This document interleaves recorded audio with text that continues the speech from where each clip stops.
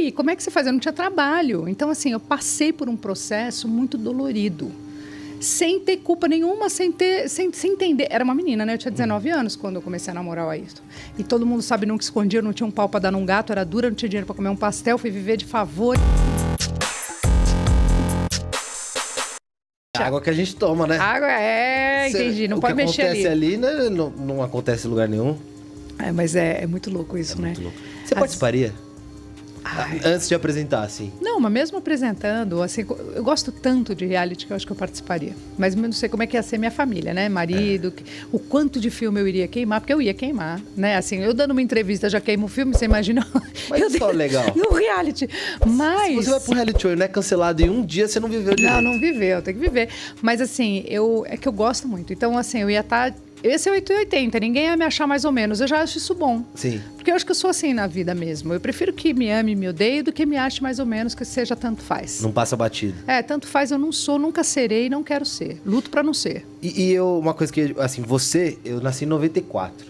Eu já tava, Antes de eu te assistir, você já era muito presente na minha... Porque minha mãe sempre falava muito, assim. E ela contava algumas histórias, tipo, de tudo. Inclusive, assim, bem nessa época... 94 foi o ano que o Ayrton morreu. Então foi um ano, pra mim, que o meu nome aconteceu muito também, né? E minha mãe me contava as coisas inconformadas, assim. Tipo, eu lembro 2 casos específicos que eu lembro disso. E agora eu assisti o documentário da Daniela Pérez. E era uma história que, assim, eu não vivi, mas eu era muito presente, porque minha mãe falava. E eu lembro que ela é indignada com a história do Ayrton Senna, mas vai chegar lá. E você tá fazendo reality agora, mas a sua vida inteira pública, ela já era meio isso de um reality. As pessoas acompanhavam. Antes de falar em reality, a minha vida já era, né? Participavam. Só que tinha uma diferença. Eu fico imaginando se eu passasse tudo o que eu passei, porque, olha, Lucas, isso que a gente está conversando, um monte de gente nem sonha. Tem gente que não sabe nem quem foi o Ayrton Senna. Né? Então, eu acho isso um pecado, porque ele é um cara tão brilhante que todo mundo tem que conhecer. E assim que o Vitório teve uma certa idade, eu já contei para ele, já mostrei fotos, já mostrei vídeo, já falei quem ele era, como ele pilotava, o amor que o mundo tinha por ele, em especial o nosso ídolo, enfim, contei de tudo.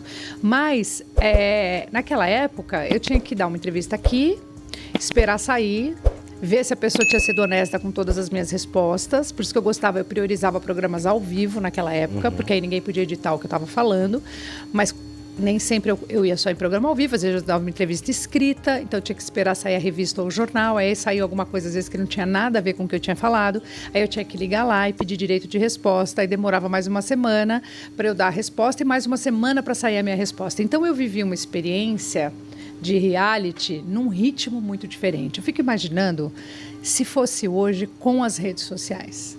Porque é uma influência tão profunda da rede social na nossa vida, pelo menos na minha vida, na sua também, quem está assistindo a gente aqui no podcast sabe do que eu estou dizendo, que não tem mais como a gente descolar da rede social. Então, assim, a Fazenda, ela é o fenômeno que ela é, não só porque ela está na TV, mas porque ela está na TV, porque ela está na rede social, porque ela está na boca do Brasil, porque os brasileiros gostam, porque a gente se apaixona por isso, se apaixonou pelo formato A Fazenda. Sim. Né? Então, é uma coisa muito louca, porque uma coisa está junto com a outra. Imagina eu viver tudo que vivi, das pessoas me julgando, apontando, porque eu passei por essa experiência do cancelamento sem existir essa palavra. Né? E um cancelamento injusto. Injusto? Quantos restaurantes eu entrei e eu vi caras feias, carão. E ela tá entrando naquela época, assim, sabe? Quantas vezes não me chamavam pelo nome e todo mundo sabe, nunca escondia, eu não tinha um pau para dar num gato, era dura, não tinha dinheiro para comer um pastel, fui viver de favor em Portugal para conseguir recomeçar minha vida aqui de novo. Foi meu anjo da guarda, o Dr. Antônio Carlos de Almeida Braga, sempre falo dele em todas as entrevistas, ele faleceu há pouco tempo atrás, mas eu não deixo de falar, porque gratidão é uma coisa que você não aprende, ou você tem ou você não tem, e eu sou extremamente grata ao Braga e à família dele, mas assim, eu não tenho problema de dizer o quanto eu senti falta de carinho, de cola e de grana, em especial grana, porque se às vezes você é muito querido e tudo, mas quem que paga as tuas contas? A conta tá passando lá todo mês, e aí, como é que você faz? Eu não tinha trabalho, então assim, eu passei por um processo muito dolorido, sem ter culpa nenhuma, sem entender. Era uma menina, né? Eu tinha 19 anos quando eu comecei a namorar o Ayrton. Então, para lidar com o tamanho dele, também eu demorei para entender. Porque, para mim, ele era meu namorado, um cara amado no mundo inteiro, esportista, tricampeão mundial. Mas nem eu sabia do tamanho real dele e nem ele. Ele morreu sem saber o quanto ele era amado. Isso eu tenho certeza absoluta. Sim. Então, eu passei por uma provação num momento em que eu tinha uma chance só. Dar entrevista e falar quem eu era. E esse foi o grande trunfo, era participar de programas. Durante um ano, o que eu fiz na vida foi dar entrevista. E eu gostava, porque era uma chance das pessoas me conhecerem e pararem de me tratar daquele jeito que eles me tratavam. Isso enquanto vocês namoravam ou depois da morte dele? Não, depois da morte. Não, enquanto eu namorava, tava tudo lindo, maravilhoso. Mas ainda tinha um julgamentinho, tipo, mas tá aí, com ele, mas aí... Mas aí, na verdade, as pessoas que fazem isso, elas falam mais sobre elas do que sobre a gente. São os valores delas. São os valores delas. Então, assim, achar que o Ayrton não era digno de escolher uma namorada, né? Então ele não era inteligente o suficiente para saber se eu gostava dele ou não.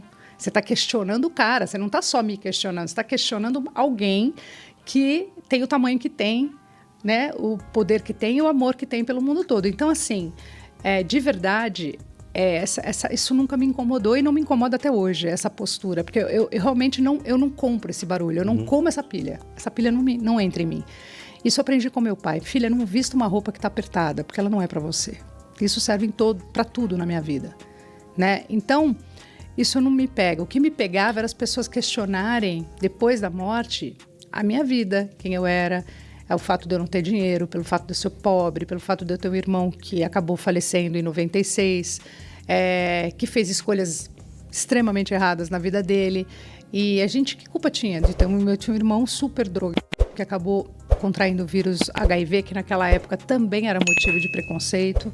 Então, assim, foi pesado demais aquela barra, sabe? Para mim, para minha mãe. Porque quando você fala, pô, mas grana, mas a grana alivia muita coisa. Ela tira do seu ombro muitas coisas. Então, hoje eu posso dizer com tranquilidade que eu sei a diferença de ter dinheiro ou não ter. Só que eu não sou escrava dele. Eu me divirto com ele, que esse é o grande barato. Eu já vi algumas entrevistas suas que você falou sobre essa relação com o dinheiro, de que em algum momento você teve o dinheiro e ele não foi o suficiente para salvar a vida do seu irmão. Exatamente. E você conta também de um sonho do Ayrton da Disney que ele não realizou, podendo ir 20 vezes ele quisesse. O cara podia fechar a Disney se ele quisesse para curtir a Disney, entendeu? Nunca pisou lá. Então, assim, essa relação com o dinheiro, quando as pessoas falam que não traz felicidade, eu até li um meme hoje e falei, não traz, a quantidade que eu ganho não traz mesmo. Mas, assim, de verdade, o dinheiro alivia. A felicidade está dentro da gente, né? Eu sempre fui uma mulher feliz. Mesmo eu lembro da minha infância na dureza.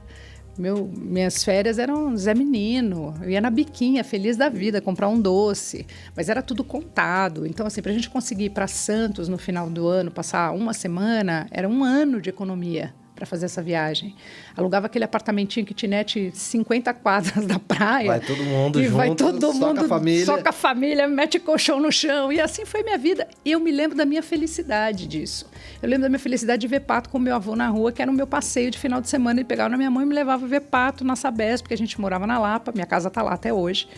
Hoje a Lapa é chique, mas na minha época não era. Na rua que eu morava, não era chique. Hoje o bairro cresceu, valorizou. Gourmetizou lá. Gourmetizou lá, o negócio tá fino lá. Mas eu tenho essas memórias, eu sempre fui assim, eu sempre fui de bem com a vida. Sempre fui. Nunca me lamentei, porque eu acho que é assim que eu vou ser a vida inteira mesmo. Por pior que as coisas aconteçam, porque elas acontecem. A vida me puxou tapetes várias vezes. Mas se você ficar chafurdando na lamentação, se você ficar...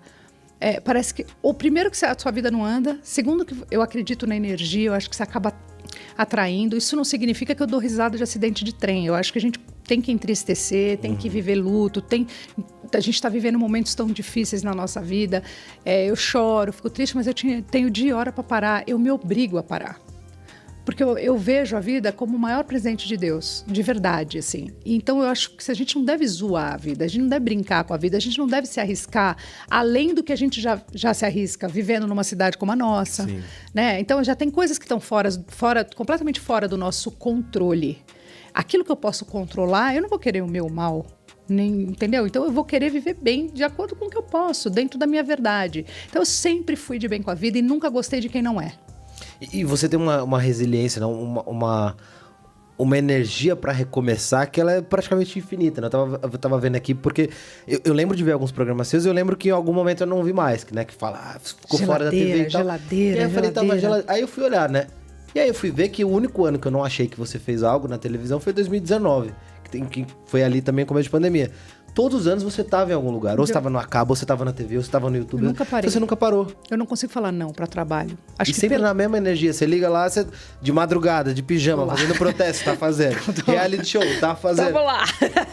Falando besteira às vezes, tamo lá. Contando feijãozinho. Vamos lá fechar, vamos lá. Faz parte do meu game. Eu não consigo falar, acho que até pela minha história de ter passado necessidade, de ter visto o quanto é importante você trabalhar e ser remunerado e conseguir pagar suas contas, que eu não tenho capacidade de falar não para uma proposta de trabalho. Não consigo. Eu até acho isso grave. Eu fiz terapia para poder entender por que o não é tão difícil de sair da minha boca, principalmente para o trabalho. Eu falo não para um monte de coisas, mas quando fala trabalho, cachê, ou até sem cachê, porque a gente continua fazendo coisas de graça, você sabe do que eu estou falando, o artista faz coisa de graça a vida inteira. Sim.